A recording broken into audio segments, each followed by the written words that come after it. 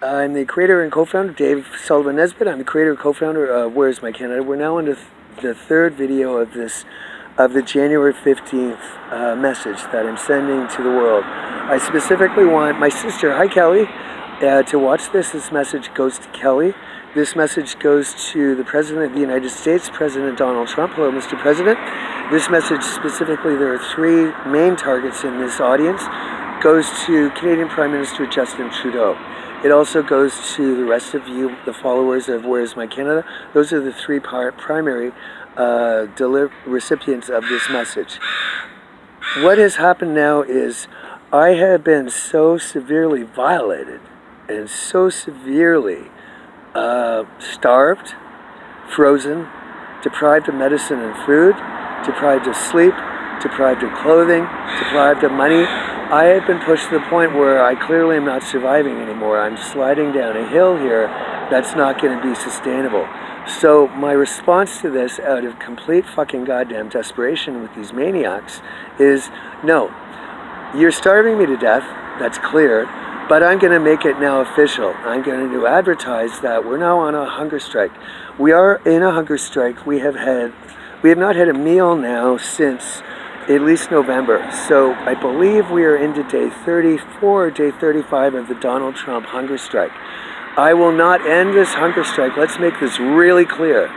I do not want anyone to have any misgivings about what my message is here. The hunger strike is not going to end until President Trump calls me and talks to me. I refuse to be murdered by the American government and not have it addressed by the American administration. Absolutely not. Nothing is going to change that. I refuse to have the CIA attempt to torture and murder me and get away with it. No, it's not going to happen. The hunger strike is going to continue until President Trump calls me. If his executive assistant calls and sets up a time and a date firm for a phone call, that is acceptable. The hunger strike will end. If it does not take place, then it will resume. I am serious about this. There should be no misunderstandings of my intent and my determination. The hunger strike will end only when I speak with the president, or an arrangement gets made, serious arrangement within 2 weeks to speak to him. We're not putting this off for several months. We're not playing games. If someone attempts to murder me, they should accept responsibility and accept that I'm going to come after them. I want the American administration to investigate the CIA and why they are torturing and attempting to murder me. This will not go away. The President of the United States must address the fact that the CIA just attempted to imprison me last week. They have no goddamn authority in my life. I am a Canadian citizen, and the CIA should not be interfering in my personal life. Every Canadian should be outraged about this. The situation, though, is sad. I am crying now a lot. I cry several times a day. I miss my sister.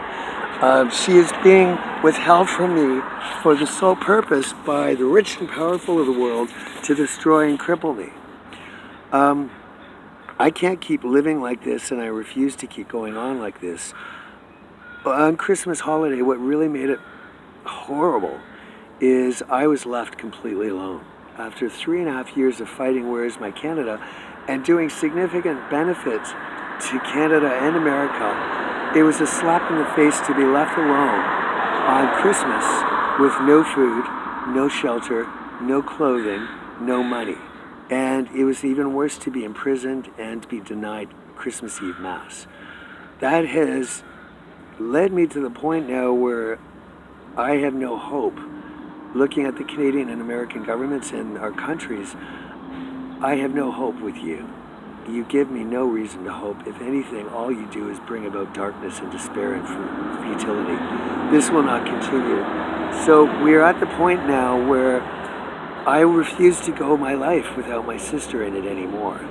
Every Canadian will be outraged by the fact that the American government is now separating Canadian brothers and sisters out of pure greed.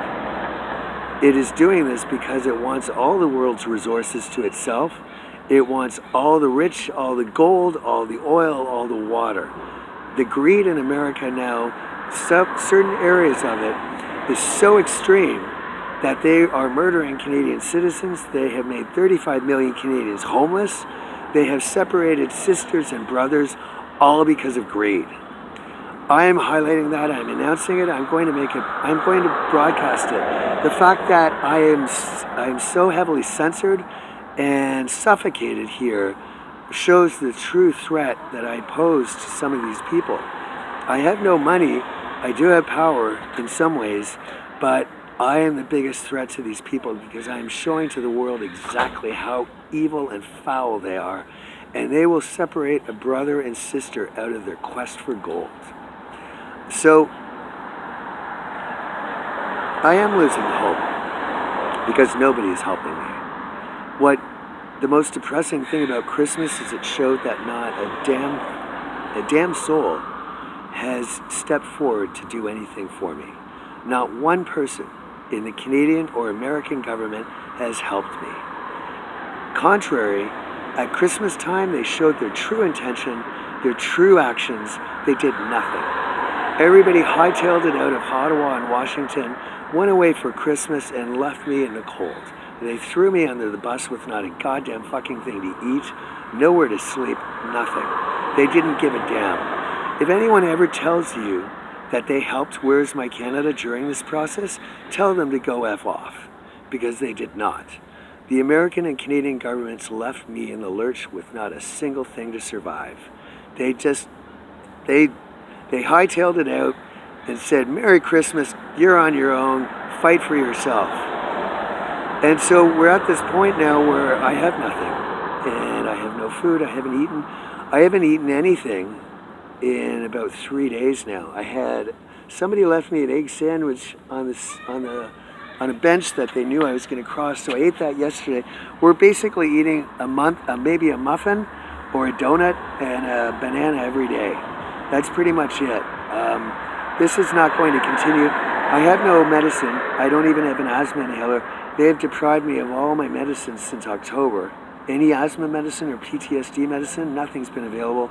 My jaw, I was violently assaulted here. There's pictures that I put up on the web. Nothing's been addressed. My jaw hasn't been fixed. I can't eat properly. A filling fell out of my tooth. That has not been addressed either. There's Satan right there. Filling has fallen out of my tooth. That fell out before Christmas. Not a goddamn effort has been made to get me any medical advice or any opinions or any help with any of this. I did go. I've been very proactive. I went into the hospital asking for a social worker to help me set up appointments and contacts in Vancouver. Nothing was done. I was specifically told I couldn't make an appointment. I couldn't set up a time for her. I had to sit and wait on a certain day. It was just bullshit again. In terms of sleeping on the street, you could ask Furley, why don't you sleep in a shelter or something? They won't let me. I went around to the Salvation Army. The Salvation Army, by the way, just 2 days ago, I went to the Salvation Army to get a bag lunch for something to eat, and they denied me. They said they didn't have any food for me at all. They couldn't give me a single thing to eat. The hunger strike is, like I said, an advertisement of starvation that's already going on. The Salvation Army also said that they have had no bed, they couldn't provide me any bedding, any place to sleep, and they had no clothing at all. So the Salvation Army can't give me any bedding, or any bed, they can't give me any food, and they can't give me any clothes. I went around to other agencies here and other shelters, every single one of them. I went to hostels, every single one of them is booked, every single night. I am purposely being forced to sleep on the street because people like George Soros, who is behind this, George Soros and other rich and powerful in the world want to see me sleep on the street every single night. I have been bought, actually, if you want the real truth here, like the movie Hostel, where different people who stayed at a hostel in Eastern Europe were bought and sold in order to torture and dismember them. This is what has gone on. Some rich people, including George Soros and Stephen Harper, paid the rights to be able to torture me in here and dictate how much hell I go through. Over the course of the last year and a half, while I've been in this concentration camp, the whole purpose of putting me in here was for specifically to torture me until they watched me die. That is how serious this situation is. Some rich people paid thousands of dollars, if not tens of thousands, for the rights to have exclusive property over me, to torture me day and night how they chose. Either by violently assaulting me, starving me, making me sleep outside. So that is why this whole environment is controlled. Of course, it's a camp. So no one is allowed to let me have shelter. So the whole purpose of, for this whole purpose of making me, forcing me to sleep on the cold concrete in winter in downtown Vancouver. That is how evil these people are. I will not allow this to continue any longer. So the hunger strike is going to continue. I refuse to eat until the President of the United States addresses me and I get my sister back and I am free. It's a very sad time because there is no one helping me. The other aspect of this is that I'm alone 100% of the time. Part of Bill C-51, remember, was to isolate you and to threaten people that they would be in prison for up to 5 years. Their jobs would be taken, or their families would be taken away, their kids, just like my sister and I were separated.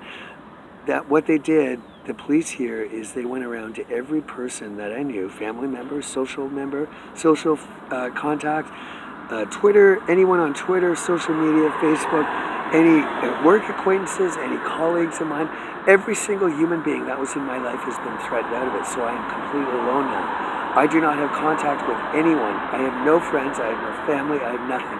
It is the most vile, reprehensible, sadistic thing to isolate someone and torture them for the sole purpose of driving them to suicide so that they are eliminated as a threat in your life. To the cunt clone police, I say, go fuck yourself. The little episode that you had the night before I went to the American border, where you bullied me and encircled me and you had your lights flashing and your guns ready to pull at me, go fuck yourself. Shove them all up your ass. You do not own me. You do not control me. You have no rights over me. I will fight you tooth and nail. I will never subjugate myself to you. I will never surrender to any human being ever. You will not treat human life this way. We have a very bad explosive situation. The clones here are highly violent and are ready to explode. I am demanding that the United States President, because the CIA has deliberately forced me to starve and is attempting to murder me, and because the CIA attempted to goddamn fucking imprison me last week, I am demanding President Trump call me and talk to me about this. I will not allow the United States government to threaten me, to bully me, to imprison me, or murder me. I will not accept anything else except a phone call from President Trump. I will not back down from this. There is only a binary outcome to this. Either I live or I die. I'm getting out of this goddamn camp one way or another, dead or alive. I would prefer it to be alive. I have no intention of suicide, but by God, I will not allow anyone to fucking rule over me or torture me or bully me or order me in any way. This is over now. The hunger strike in day 34 or 35, I'll confirm it for you, will continue. I will leave this camp shortly, dead or alive. But I will not allow anyone to keep me in here. I want to get the hell out of here now. You can keep me in here, but you will do it over my dead body.